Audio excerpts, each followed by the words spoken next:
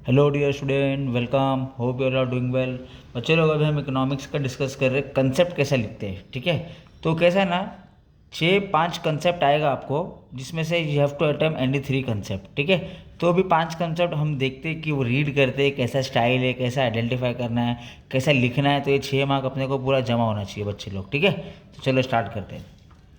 Savita collect the information about individual income, मतलब एक घर का इनकम क्या है, पर्टिकुलर फर्म का इनकम क्या है, सविता ने ऐसा इन्फॉर्मेशन कलेक्ट किया है।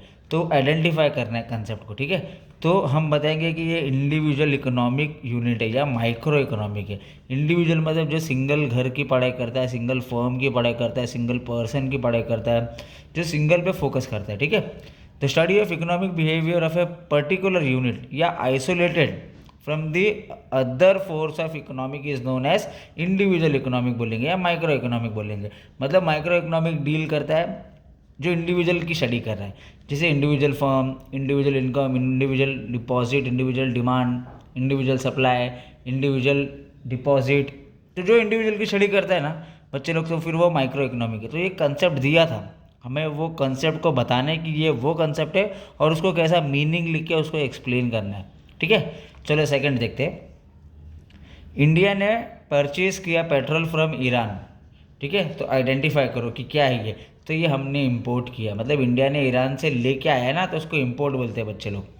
तो उसको एक्सप्लेन करो कि purchase of goods and services by one country from another country, मतलब इंडिया ने जो फॉरेन कंट्री से माल लेके आया है ना, इंडिया के अंदर आ रहा है ना, तो हमने इंपोर्ट किया है।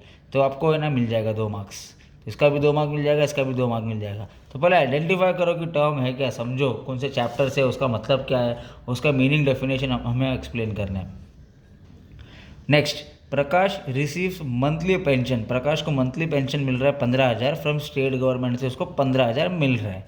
तो आइडेंटिफाई करो, तो ये ट्रांसफ़र इनकम है। क्या ये ट्रांसफ़र इनकम? तो इसको एक्सप्लेनेशन दे दो कि if the expenditure incurred by the another person, किसी पर्सन एक्सपेंडिचर कर रहा है या ऑर्गेनाइजेशन एक्सपेंस कर रहा है, ठीक है, और वो आपको मिल रहा है और आपने कोई प्रोडक्टिविटी किया ही नहीं, आपने कोई काम नहीं किया और आपको वो पैसा जो मिल रहा है, such income is called transfer of income. ठीक है, next, price of salt increase by 20 रुपये से 50 रुपये। पहले 20 का था, अभी वो 50 रुपये हो गया। Still there is no change in demand for salt, और डिमांड फॉर सॉल्ट चेंज हुआ ही नहीं है। तो आइडेंटिफाई करो। तो कंसेप्ट आइडेंटिफाई में हम बताएंगे कि ये परफेक्ट इन इलास्टिसिटी डिमांड है। ठीक है, इन इलास्टिसिटी का मतलब क्या बताएंगे कि change in price but no change in demand. तो यहाँ पर हमें लिखना है कि proportional change in demand but no change in quantity demand. Price change हो रहा है पर क्वांटिटी डिमांड चेंज नहीं हो रहा है। तो जो चेंज नहीं हो रहा ना, वो कंसेप्ट को बोलेंगे परफेक्टली इन इलास्टिसिटी डिमांड। ठीक है, नेक्स्ट आइडेंटिफाई करते। मीना डिपॉजिट करी लमसम अमाउंट 1,500,000 रुपया बैंक में for a period of 1 year.